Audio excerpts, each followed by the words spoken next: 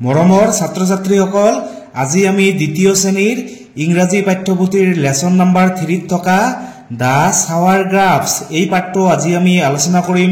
এইখন এখন ধুনীয়া ষ্টৰী হয়, এখন ধুনীয়া সাধু হয়। এইখন আজি আলোচনা কৰিম, তোমালোকে ভিডিঅটো মনোযোগৰে চাবা। প্ৰথমে কি কৈছে, let's listen to the story. Let's মানে বলা আমি, লিসেন মানে শুনো, টু দা ষ্টৰী, ষ্টৰী মানে হৈছে গল্প, মানে বলা আমি গল্পখন শুনো। গল্পখনৰ নাম কি?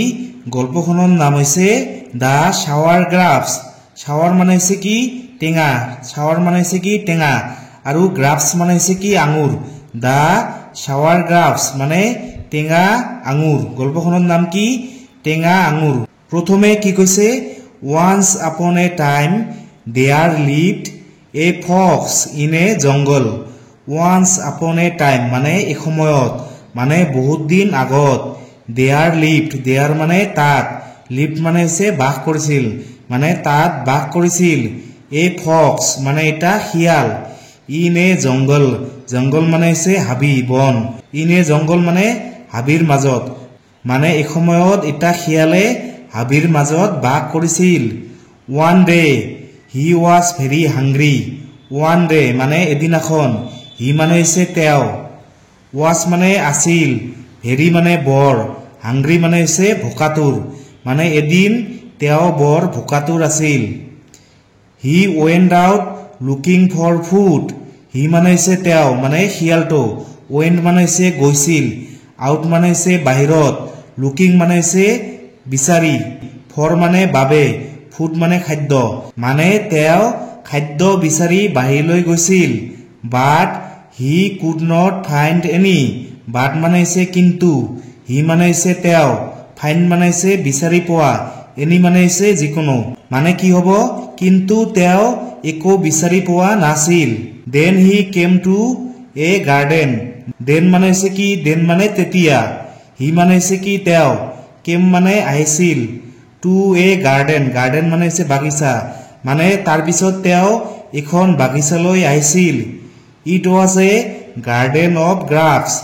ইট ৱাজ, ইট মানে হৈছে এইটো, ৱাজ মানে আছিল, এইটো আছিল, এ গাৰ্ডেন এখন বাগিচা, অফ গ্ৰাফছ, গ্ৰাফছ মানে হৈছে কি? আঙুৰ, মানে এইখন আছিল এখন আঙুৰৰ বাগিচা। There were bunches of ripe sweet and juicy গ্ৰাফছ।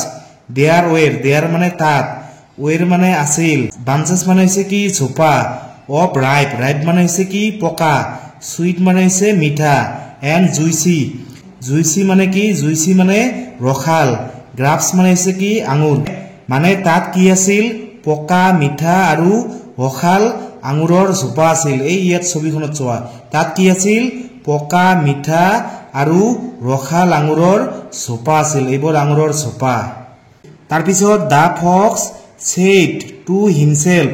Da Fox মানে শিয়ালটো, ছেইড মানে কৈছিল, টু হিমছেল্ফ মানে নিজে নিজে কৈছিল, মানে শিয়ালটোৱে তেওঁ নিজে নিজে কৈছিল, I must have those grapes. I must মানে মই নিশ্চয়, হেভ মানে পাম, দোজ মানে সৌবোৰ, গ্ৰাফছ মানে আঙুৰ, মানে মই নিশ্চয় সৌ আঙুৰবোৰ পাম। হি জাম্পড, হি মানে হৈছে তেওঁ, মানে শিয়ালটো, জাম্পড মানে জঁপিয়াইছিল, টু ৰিচ মানে পাবলৈ, দা গ্ৰাফছ মানে আঙুৰবোৰ, বাট মিছড কিন্তু পোৱা নাছিল। ইয়াত চোৱাচোন, শিয়ালটোৱে আঙুৰ খোৱাৰ কাৰণে জঁপিয়াই আছে, কিন্তু সি আঙুৰবোৰ লগ পোৱা নাই। হি ট্ৰাইড এগেইন এণ্ড এগেইন। হি মানে হৈছে তেওঁ, ট্ৰাইড মানে চেষ্টা কৰিছিল, এগেইন এণ্ড এগেইন মানে বাৰে বাৰে, বাট ফেইল টু গেট দা গ্ৰাফছ কিন্তু ফেইল মানে ব্যৰ্থ হৈছিল, টু গেট মানে পাবলৈ, দা গ্ৰাফছ মানে আঙুৰবোৰ, তেওঁ বাৰে বাৰে চেষ্টা কৰিছিল, কিন্তু আঙুৰবোৰ লগ পোৱাত ব্যৰ্থ হৈছিল। তাৰপিছত he was tired and sad. He মানে তেওঁ, মানে শিয়ালটো, ৱাজ মানে আছিল, টায়াৰ্ড মানে ক্লান্ত হৈ পৰিছিল, এণ্ড মানে হৈছে আৰু, ছেড মানে হৈছে দুখ আৰু দুখী হৈ পৰিছিল, মানে শিয়ালটোৱে ক্লান্ত হৈ পৰিছিল আৰু দুখী হৈ পৰিছিল।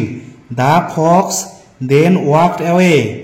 দা ফক্স মানে শিয়ালটো, দেন মানে তাৰপিছত, ৱাকড মানে খোজকাঢ়িছিল, এৱে, এৱে মানে আঁতৰত, সেইং মানে কৈ কৈ সেইং মানে কি সেইং মানে কৈ ইনে লো ভয়েস মানে লাহে লাহে গ্ৰাফছ আৰ শাৱাৰ মানে আঙুৰবোৰ টেঙা মানে শিয়ালটোৱে আঙুৰবোৰ খাব পৰা নাছিল সেইভাবে এতিয়া কি কৈ আছে যে আঙুৰবোৰ বৰ টেঙা